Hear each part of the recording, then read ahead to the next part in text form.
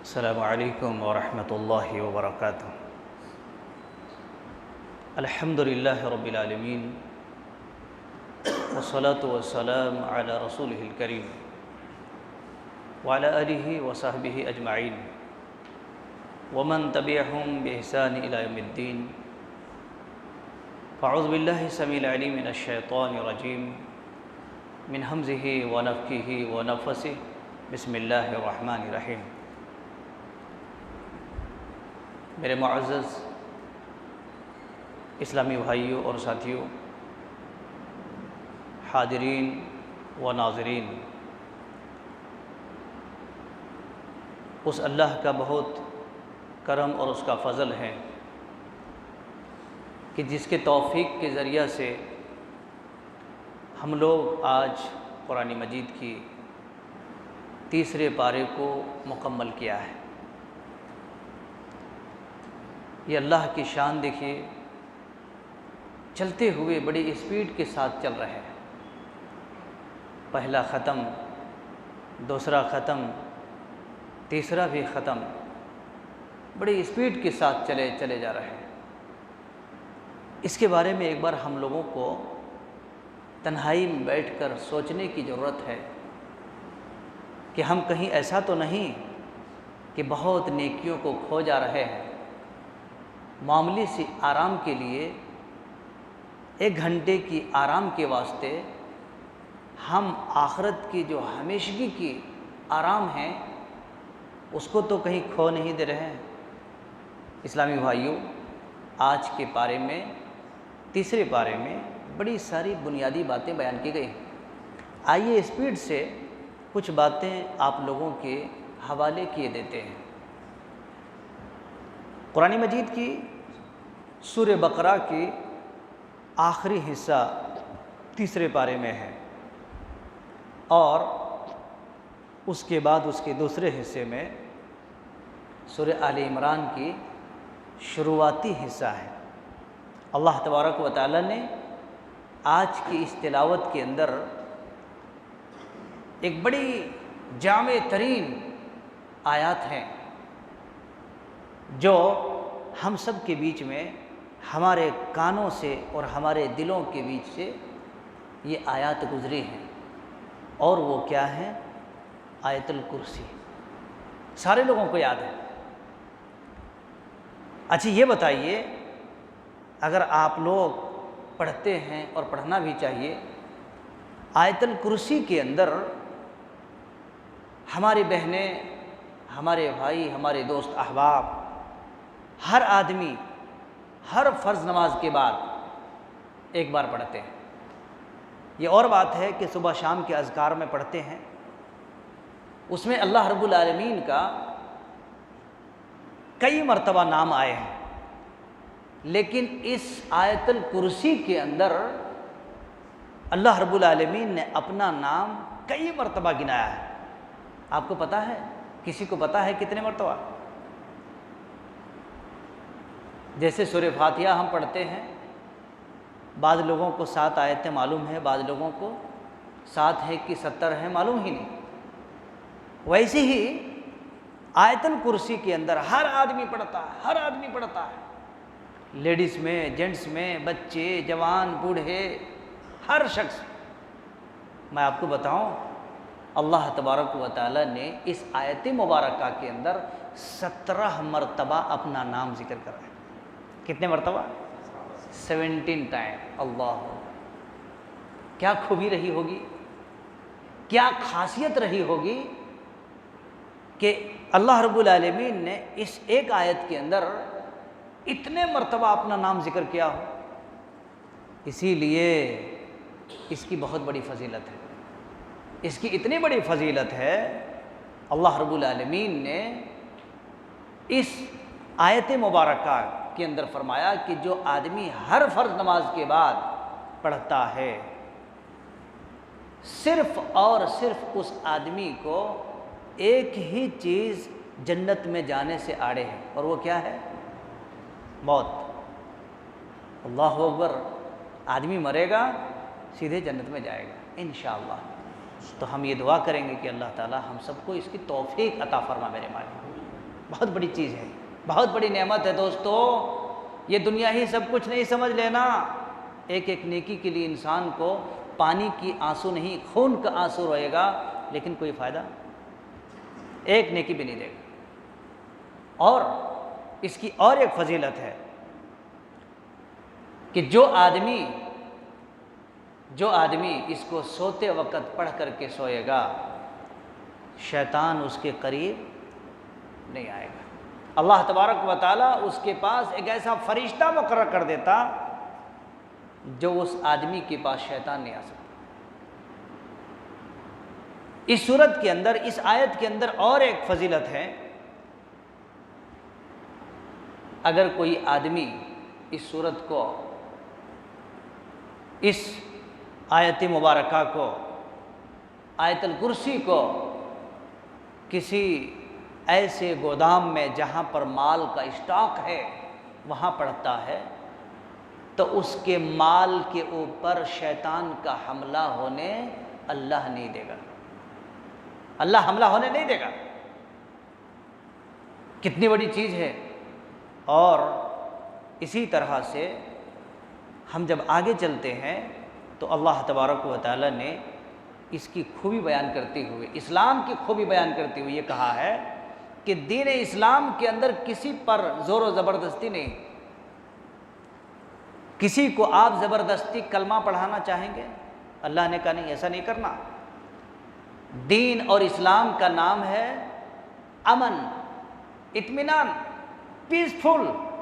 اگر کوئی آدمی کلمہ پڑھنا چاہتا ہے تو اس کو پڑھاؤ، لیکن اس کو مار مار کر کے پڑھانا یہ نہیں۔ جیسا کہ غیر قوم کہتے کہ نہیں تم یہ بولو، بولتے نہیں بولتے، مار مار مار نہیں بھائی، ہمارا اسلام نہیں کہتا تم جتنا بھی کرو کر لو، اللہ دیکھ لے گا، لیکن ہم ایسا نہیں کر سکتے، ہمارا دین ویسا نہیں کہتا زبردستی۔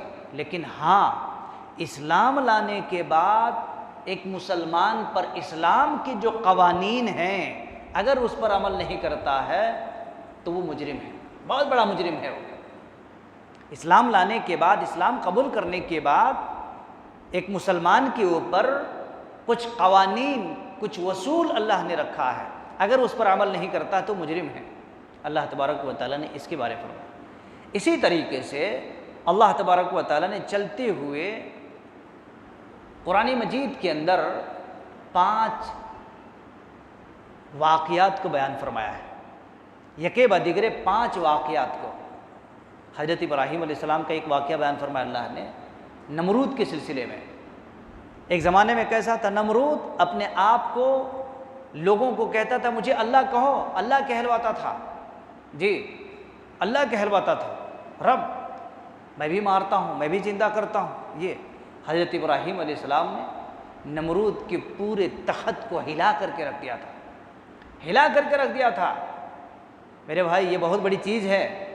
نمرود کے سامنے جب نمرود پریشان ہو گیا تو ابراہیم علیہ السلام سے سوال کر بیٹھا، کیا بھائی تم کہتے ہو اللہ اللہ، تمہارا اللہ کیا کرتا ہے؟ تمہارا اللہ کیا کرتا ہے؟ کہا میرا اللہ زندہ کرتا ہے اور مارتا بھی ہے۔ کہا ارے وہ تو میں بھی کرتا ہوں۔ مسکراتے ہوئے کیا کہا، وہ تو میں بھی کرتا ہوں۔ کہا کر کے دکھاؤ۔ ایک آدمی کو بلایا، اس کو قتل کر دیا، مار دیا، اور ایک آدمی قید بنا ہوا تھا، اس کو رہا کر دیا۔ کہا دیکھو ایک کو مار دیا میں نے، ایک کو چھوڑ دیا، ایک کو مار دیا، ایک کو چھوڑ دیا۔ کہا اچھی بات ہے، ٹھیک ہے۔ یہ کہتے ہیں کسی آدمی کے سامنے دلیل کے ساتھ بات کرنا۔ کہا ٹھیک ہے یہ تو کر دیا، سلامت ہو، مبارک ہو آپ کو۔ میرا رب وہ ہے جو مشرق سے سورج نکالتا ہے اور مغرب میں ڈباتا ہے۔ ایسا کرو تم مغرب سے سورج نکال کر کے دکھا دو۔ فَبُہِتَ الَّذِي کفر، اتنا سننا تھا، اس کی حالت پتلی ہوگی۔ فَبُہِتَ الَّذِي کفر، ایک مفسر نے بیان کیا ہے اس کی پھٹ گئی، کیا ہو گئی؟ اس کی حالت خراب ہو گئی۔ جی اللہ تبارک و تعالیٰ نے اپنی کتاب کے اندر اس کو بیان فرمایا۔ اور اسی طرح سے رب العالمین نے ایک مرتبہ حضرت ابراہیم علیہ السلام کے ایک واقعہ بیان فرمایا، اللہ سے جس طرح سے ایک بیٹا اپنے باپ سے پوچھتا ہے کہ ابا یہ کون سا چڑیا ہے، ابا یہ کون سا چڑیا ہے، کسی جو کھانے میں جاتا یہ کیا ہے وہ کیا ہے۔ ابراہیم علیہ السلام نے کہا اللہ تو مردہ کو کیسے زندہ کرتا ہے؟ کہا ابراہیم کیا تجھے یقین نہیں ہے؟ کہا اللہ یقین تو ہے لیکن میں دیکھنا چاہتا ہوں کیسے زندہ کرتا ہے۔ کہا اچھی بات ہے، پرندہ پکڑو، اس کو ذبح کر دو، اس کو ٹکڑے ٹکڑے کر کے رکھ دو، بلاؤ اس کو، وہ تمہارے پاس زندہ دوڑتے ہوئے آئیں گے۔ اللہ رب العالمین نے ان کے سامنے زندہ کر کے بتایا۔ ایک مرتبہ مردے کو کس طرح سے زندہ کرتا، حضرت موسیٰ علیہ السلام کے بارے میں اللہ نے فرمایا، یہ سب گزرا ہے۔ موسیٰ علیہ السلام کیا کرے، 70 لوگوں کو لے کر کے پہاڑ پر چلے گئے، بڑے بڑے سرداروں کو لے کر کے پہاڑ پر چلے گئے۔ کیوں؟ یہ لوگ دیکھ لیں گے کہ اللہ تعالیٰ مجھے تورات دے گا، ان کے سامنے تورات ملے گی تو ان لوگوں کو یقین ہو جائے گا کہ ارے دیکھو موسیٰ علیہ السلام کو اللہ نے تورات دی، بات مان لیں گے یقین دلانے کے واسطے۔ کبھی کبھی کیا ہوتا ہے، ہم لوگ کیا کرتے ہیں، کہیں پر پروگرام ہوتا ہے، پروگرام ہوتے ہیں تو کیا کرتے ہیں، ارے بھائی ٹھیک ہے وہ تھوڑا سا لائن پہ ہے، ابھی توحید کو سیکھ رہا ہے، دین کی طرف آ رہا ہے، مسجد اہل حدیث کی طرف آ رہا ہے، فلاں فلاں ہو رہا ہے، اس کو کیا کرتے ہیں، ارے چلو نا جی فلاں جگہ اجتماع میں جا کے آئیں گے۔ آتے کیا، نہیں بھائی پیسے نہیں، ارے چلو نا، میں 10 مرتبہ لوگوں کو لے کے گیا۔ بڑی بات نہیں ہوتی، کیوں؟ انسان کے اندر ایک فکر ہوتی ہے۔ تو حضرت موسیٰ علیہ السلام لے کر کے گئے کوہ طور پر، بڑی خوشی خوشی گئے، وہاں پر دے دیے تو یہ لوگ کیا بولے، ارے یہ تو تورات ملی جی، اللہ سامنے آ کے دیتے تھے تو ہم ایمان لاتے تھے۔ کہا ہم تو دیکھے نہیں، اللہ سامنے لا کر کے دیتے تھے تو ہم ایمان لاتے تھے۔ یہ سننا تھا، اللہ رب العالمین کو غضب آ گیا اور وہ 70 کے 70 لوگوں کو وہیں پر اللہ رب العالمین نے ختم کر دیا۔ اب موسیٰ علیہ السلام ڈبل پریشان، ارے کہاں کی بلا بھائی، لے کے آیا تھا کہ کم سے کم یہ لوگ دیکھیں گے، اللہ تورات دے گا تو ایمان لے کے آئیں گے، یہ 70 کے 70 مر گئے، میں گاؤں جاؤں گا تو میری حالت کیا ہو جائے گی، مارنے کے لیے کہ گیا تھا کیا؟ آج کل کے اس دور میں جب کسی کو لے کے کہیں پر باسلامت گھر نہیں پہنچا دیے، مول صاحب مارنے کے لیے لے کے گئے تھے، دوسرے دن یہ مسجد میں نہیں کہاں پر، پولیس اسٹیشن میں رہیں گے، خلاص۔ تو موسیٰ علیہ السلام پھر دعا کرنے لگے، اللہ یہ بہت بڑا وہ ہو گیا، میرے سے غلطی ہو گئی، سب کو اے اللہ ان تمام لوگوں کو تو زندہ کر دے میرے مالک۔ اللہ رب العالمین نے 70 کے 70 لوگوں کو پھر سے زندہ کر دیا واپس۔ یہ ہوتا ہے اللہ کی شان کہ وہ مارتا بھی ہے اور زندہ کرتا ہے۔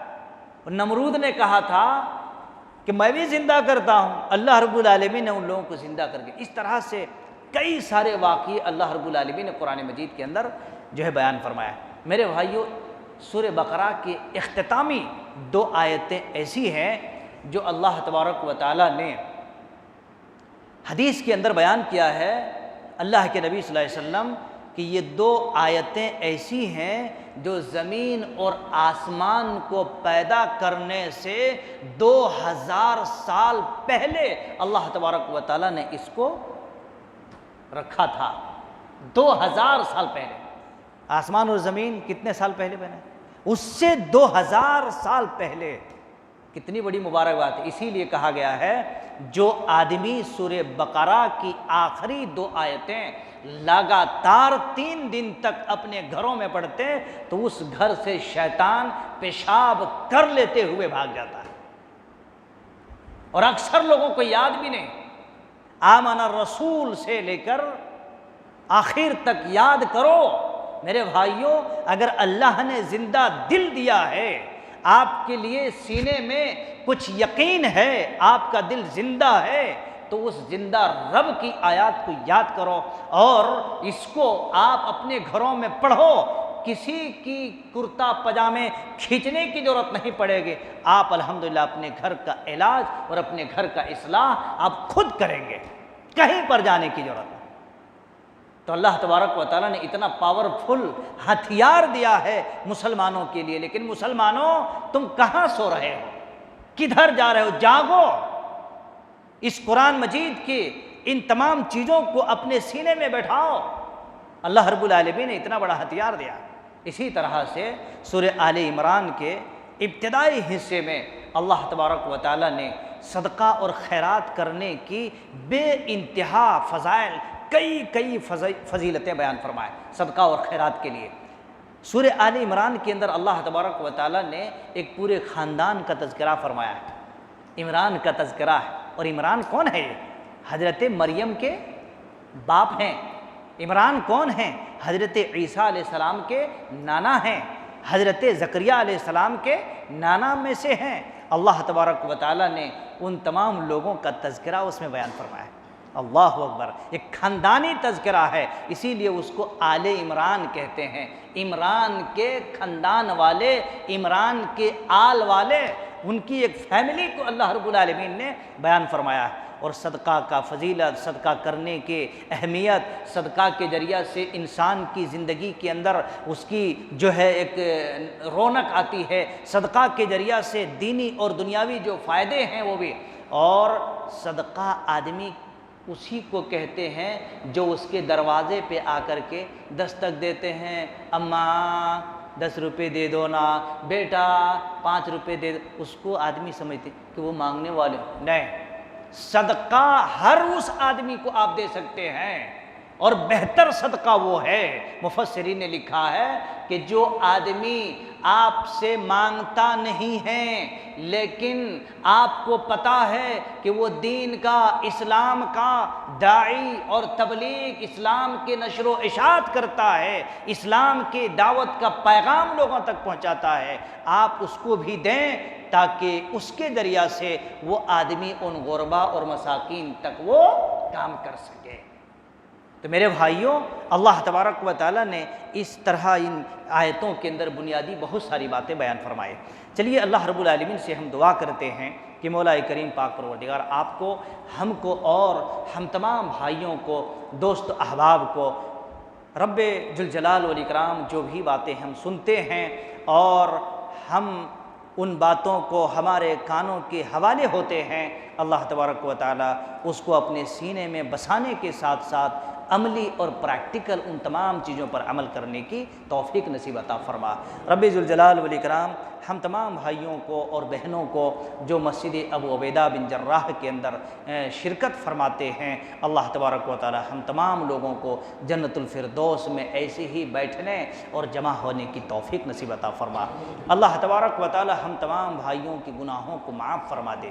رب ذوالجلال والاکرام اس ماہ مبارک کے اندر جس بھائی کو جس طرح سے کوئی خطا غلطیاں ہوئی ہیں، اللہ تبارک و تعالیٰ ان بھائیوں کو ان کی غلطیوں کو تو معاف فرما دے، درگزر فرما دے۔ اللہ تبارک و تعالیٰ ہم سب کو باہم شیر و شکر کے ساتھ، اتحاد اور اتفاق کے ساتھ جینے کی توفیق نصیب عطا فرما دے۔ رب ذوالجلال والاکرام ہم تمام لوگوں کو رب العالمین زیادہ سے زیادہ اللہ سے معافی مانگنے، توبہ کرنے کی توفیق نصیب عطا فرما۔